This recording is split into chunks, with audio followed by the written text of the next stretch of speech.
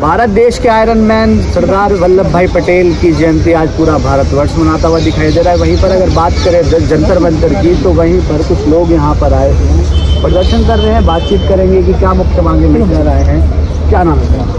मैं एडवोकेट बालस्वरूप गुर्जर महासभा से राष्ट्रीय उपाध्यक्ष और मैं मिशन चला रहा हूँ। ये अल हिंद पार्टी के साथ ही साथ सरदार पटेल विमुक्तजन न्याय मिशन, विमुक्तजन डिनोटिफाइड के लिए, DNT के लिए, जो सरदार पटेल के समय का इसको तैयार किया गया था, इसको विमुक्त नाम रखा गया नहीं। और सरदार पटेल ने इनको स्वतंत्रता सेनानी और पेंशन देने के लिए प्रावधान किया था, लेकिन वह सरकारों ने अभी तक नहीं दिया है। और साथ ही साथ सरदार पटेल को भी भुला दिया इन लोगों ने और बस उनको एक बगल साइड कर दिया है। और हमारा उद्देश्य ये है कि हम स्वतंत्रता सेनानी देशभक्त जातियाँ हैं, जो विमुक्त जातियाँ हैं जिन्हें हम कहते हैं, वो उनको न्याय मिले और सरदार पटेल को वो सम्मान मिलना चाहिए जो हकीकत उसके हकदार हैं। क्योंकि आज सरदार पटेल नहीं होते तो देश एक नहीं होता, क्योंकि उन्होंने इतनी रियासतों को मिलाकर देश बताया और देश में उस संविधान को लागू करवाया। अगर अलग अलग राजा होते तो कौन सा संविधान लागू, कौन सा राजा मानता। इसलिए संविधान लागू कराने का भी उनका एज ए गृह मंत्री उनकी जो उन्होंने अपना काम किया है वो इसके लिए सराहनीय है। जिस एक बनाया है, ये हमारी मांग है कि हम उनको सम्मान दिलाने का भरसक प्रयास कर रहे हैं और करेंगे और उनकी वंशजों को न्याय दिलाएंगे जो 1857 और 1871 से 1924 तक क्रिमिनल ट्राइब एक्ट झेलने वाले हैं। अगर मांगे पूरी नहीं होती तो? मांगे तो पूरी नहीं होंगी तो फिर देश की लड़ रहे हैं। जब हमारे हजारों साल हजारों साल इस देश को आज़ाद कराने के लिए लोग लड़े तो और लड़ेंगे, हमारी पीढ़ियाँ लड़ेंगी आगे, हम पीढ़ियों को जागृत करके जाएंगे। कभी भी अगर बात करें, महिलाएं भी हैं आपके साथ, बुजुर्ग भी हैं। बिल्कुल, महिलाएं, बच्चे पूरे ऐसे ही अंग्रेजों को पहले गोरों को मारा। कहाँ से आए? अलग जिलों से आए? कहाँ से आएगा? ये मैं मथुरा से हूँ और विभिन्न हमारे भारत के विभिन्न कोनों से आए, कहीं बनारस से आई हैं, बिहार से, नालंदा से आए। बिहार से आए? हाँ जी। बिहार में तो इलेक्शन भी है। इलेक्शन है तो सर, इलेक्शन चोरों का इलेक्शन क्या है? क्यों इस बार तो बोल रहे बिहार में भी एनडीए की सरकार बन जाएगी? फिर एनडीए की सरकार बनेगी। अभी तो मेरा पार्टी चल रही है, मेरा पार्टी की सरकार बनेगी, आएगी पार्टी, मेरा पार्टी का सरकार बनेगी। अच्छा, तो आपकी क्या कुछ मांग है? मांग वही है, आइडेंटिटी कार्ड दिखाओ। मांग यही ना हमारी स्वतंत्रता सेनानियों को, असली स्वतंत्रता सेनानियों को अभी तक न्याय नहीं मिला। ये भी बिहार के हैं। बिहार से तो ये देखेंगे आप, यहाँ पर जो है बिहार से आए हैं, पूरे भारत के अलग अलग जगहों से यहाँ पर लोग आए हैं। तो कर्नाटक से आए हैं। कहाँ से आएंगे मैडम आप? जी, मैं रानी बिंद, मैं बनारस से आई हूँ। अल हिंद पार्टी रानी लक्ष्मीबाई ब्रिगेड राष्ट्रीय अध्यक्ष। तो क्या कुछ मांगे हैं? अगर मांगे पूरी नहीं होती है, अगर जो आप वो है कि स्वतंत्र सेनानियों का अभी तक न्याय नहीं मिला, तो क्या लगता है कब तक न्याय मिलेगा अगर ऐसे ही जन आंदोलन करते नहीं? सर, ये न्याय तो हम लोगों को बहुत पहले ही मिल जाना चाहिए था, लेकिन वो कहते हैं ना कि जब बच्चे रोते हैं तो ही माँ को याद आती है कि मेरे बच्चों को भूख लगी है। तो इसी तरह ये लड़ाई है कि जब तक इंसान घर से नहीं निकलता है तब तक उसकी कोई नहीं सुनता है। तो हम लोग लड़ाई लड़ रहे हैं अपने हक के लिए, और सिर्फ अपने हक के लिए नहीं, जो स्वतंत्रता सेनानी हैं उन सभी के लिए हम लोग लड़ाई लड़ रहे हैं। और हम लोग को मांग पूरी क्यों नहीं होगी? क्या हम लोग झूठ बोल रहे हैं कि मांग पूरी नहीं होगी? अगर मांग पूरी नहीं होगी तो सामने वाला देना ही नहीं चाह रहे, वो खुद मुंह चुप करके बैठे हुए हैं। अगर झूठ है तो बता दे, लिखित में हम लोग को दे दे, हम लोग को भगा दे कि आप लोग का नहीं है। जो इतिहास में जो लिखा गया है कि इतिहास में झूठ है। जो कई करोड़ लोग जो मारे गए हैं, जो अंग्रेजी सूली चढ़ाए, कोई डंडा से, भाला से, भरछी से, ईटा से, मतलब जिस तरह से पाए। गोली बंदूक तो था नहीं, गोली बंदूक किसके पास था? अंग्रेजों के पास था। तो अंग्रेज लोग अपना गोली बंदूक से जीते, लेकिन जब उनका बंदूक गोली खत्म हुआ तो हम जो गरीब हैं, जिनके पास डंडा भाला था, कुदाल था या ईटा पत्थर का भी उपयोग कर सकते हैं, तो इन सब से उन लोगों ने लड़ाई लड़ी। तो इसीलिए कई करोड़ लोग जो मारे गए, क्योंकि उनके पास तो उचित हथियार था नहीं। अगर उचित हथियार होता तो वो लोग भी अपना रक्षा कर सकते थे, इसलिए रक्षा नहीं कर पाए अपना, और इसलिए कई करोड़ लोग जो मारे गए, और मारे गए वो झूठ तो है नहीं। इसलिए ये लड़ाई का हम लोग का जीत होगी। आप ये ना कहें कि हम लोगों का ये मांग पूरी नहीं की जाएगी, यह तो नहीं होगा, ये तो पूरा होना ही होना है। बस मैं यही कहूँगी। आप क्या कहेंगे? क्या नाम है आपका? मेरा नाम सलोनी है, हम फरकाबाद से आए हुए हैं। बस हमारी मांग ये है कि हमें इंसाफ चाहिए।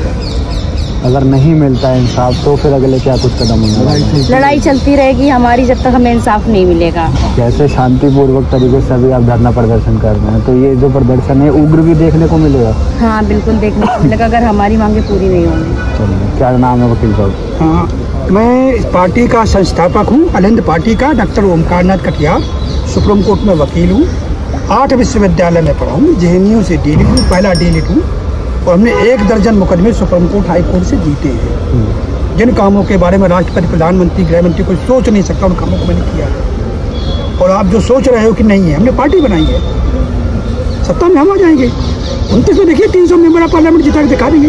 मैं राष्ट्रीय अध्यक्ष नहीं हूँ, देखिए देखें आप स्वयं इस बार देख लीजिए। 2024 में सरदार पटेल का अपमान किया मोदी जी ने।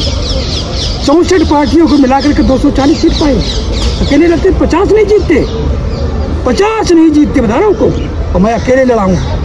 और अभी आज की अगर बात करें तो पूरे देश भर में जो है सरदार वल्लभ भाई पटेल की एक रन फॉर यूनिटी करके जो है वो निकाली जा रही है। दिल्ली में भी कई जगहों पर निकाली जा रही है, वहाँ पर बीजेपी के बड़े बड़े नेता आ रहे हैं। आप कैसे कह सकते हैं कि वो इज्जत नहीं? सरदार पटेल के साथ में 1 दर्जन अन्याय हुए जनाब, 1 दर्जन से अधिक। इसमें पर्चे में छापा मैंने, उसी का मेमोरेंडम दिया, राजघाट पे हमारा प्रोग्राम था।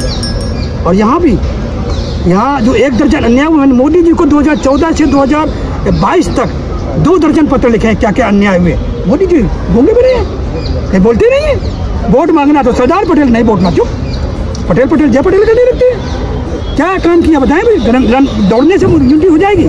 सरदार पटेल ने 568 जागीरों, 192 रियासतों को मिला करके 760 जागीर रियासतों को मिला के अखंड भारत का निर्माण किया, बिना खून खराबे के। आज बिना पासपोर्ट वीजा के हम लोग तो कहीं चले जाते हैं। अगर सरदार पटेल ना होते तो पासपोर्ट वीजा की लाइन में लगे होते, एक दूसरे पर बंदूकें ताने होते, एक दूसरे पर दुश्मन समझ रहे होते। हमको एक पहचान दी, हमारा एक इतिहास बनाया। क्या गुजरात में मूर्ति लगाने से दिल्ली मूर्ति होनी चाहिए, गुजरात में होनी चाहिए? बताइए मुझे आप। दिल्ली से तो पूरी दुनिया जानती। बिस्मार्क ने 17 स्टेट को इकट्ठा किया, दुनिया में बिस्मार्क जानता, जर्मनी का था। तो सरदार पटेल दिल्ली मूर्ति लगना चाहिए, वहाँ बनना चाहिए। हम लोग मूर्ख है क्या? मोदी जी में इतनी बुद्धि नहीं है या बीजेपी में इतनी बुद्धि नहीं है? बताइए मुझे। कह के चलते कि सबका साथ सबका विकास। कौन सा विकास किया बताओ? ये विमुक्त जनजाति का है। 1 दर्जन कमेटी कमीशन बैठाए हैं। रोहिणी कमेटी की 12 सप्ताह में रिपोर्ट देना था, 2 अक्टूबर 2017 तो अभी तक रिपोर्ट लागू नहीं करी। 1 दर्जन कमेटी कमीशन बैठ चुके हैं। ये 45 से 50 करोड़ की आबादी है जो अंग्रेजों के खिलाफ ब्रिटिश बतलाई थी, जिनको अंग्रेजों ने मारा और सीने पे गोली खाई। अंग्रेजों की गोली खत्म हो गई तो अंग्रेज जान बचा के भागा है, इनके उससे नहीं भागा है। ये लोग तो मुखरी जासूसी करने वाले लोग थे, झूठा इतिहास पढ़ाते हमको। हम लोगों के पूर्वजों ने बलिदान किया देश के साथ में, हम लोगों के बाप दादाओं से धरती का देते हैं, हमें अपने मिट्टी की कीमत पता है। हमारे अधिकारों की छीन हो रही है। कौन हमारे अधिकारों की बात करता बताए? कौन नेता है बीजेपी का, कौन नेता है संघ का, कौन नेता है कांग्रेस का, या कौन अन्य पार्टी का नेता है जो हमारे संविधान में जो अधिकार की बात करता है? बताए कौन सा अधिकार दे दिया? बताए मुझे आप, बताइए मुझे आप अधिकार तक नहीं जानते कितने अधिकार संविधान में नहीं बताए? कोई जानता है?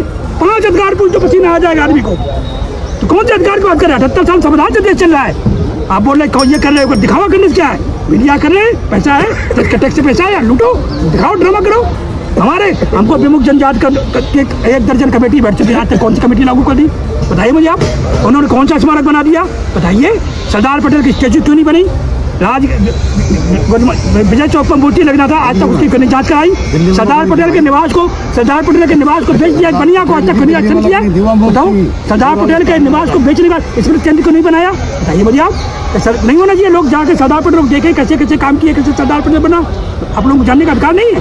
दिल्ली विश्वविद्यालय का नाम सरदार पटेल विश्वविद्यालय क्यों नहीं रखा? बताइए। जवाहरलाल नेहरू विश्वविद्यालय हो सकता है, इंदिरा गांधी विश्वविद्यालय हो सकता है, दिल्ली विश्वविद्यालय का जवाहरलाल नेहरू विश्वविद्यालय क्यों नहीं हो सकता है? कौन सा काम किया बीजेपी? बताएं मुझे आप। एक काम बता दें मुझे आप बीजेपी का जो सरदार पटेल ने किया हो। फिर दिखावा झूठा दिखावा तो भी कर सकते हैं, लेकिन हम नहीं करते क्योंकि हम उनकी औलादे हैं, देशभक्तों की औलाद। हम गद्दारों की नहीं औलाद, मुखबिरी जासूसी करने वाले की औलाद नहीं है जनाब। अगर नहीं मांगे पूरी होती तो हमारी पार्टी है 2029 में अकेले 300 मेंबर ऑफ पार्लियामेंट दिखा देगी। सत्ता हमारी बिना नहीं बनेगी, सरकार किसी की नहीं बनेगी, ये गारंटी मेरी है। चलिए, बहुत शुक्रिया बात करने के लिए। तो ये थे वो तमाम लोग जिनसे हमने बात करी, जिनकी साफ तौर पर मांगे यही है कि ये साफ तौर पर जो ये है केंद्र सरकार को घेरते हुए नजर आ रहे हैं। देखने वाली बात ये रहती है क्या इसके ऊपर कोई संज्ञान लिया जाता है या नहीं, ये देखने वाली बात है। फिलहाल के लिए इतना ही। दिल्ली से